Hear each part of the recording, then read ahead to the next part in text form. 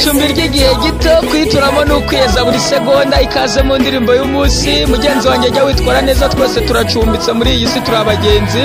kandi igitangaje nuko Randi Road w'iri cumbi dutuye ategeyemera ko dukuramo n'ibyo twarihahiyemo ahubwo arabitwaka tukagenda uko twavutse. Dawidi yigeze kubwira Imana ngo dore warindiye iminsi yanjye nk'intambwe z'intoki igihe cy'ubugingo bwanjye kuri wowe kimeze nk'ubusa umuntu nubwo akomeye burya n'umwuka gusa kandi umuntu arundanya ubutunzi atazi uzabutwara itware neza Yesu agufasha muri iyi si turi abagenzi Yesu aguha umugisha amen.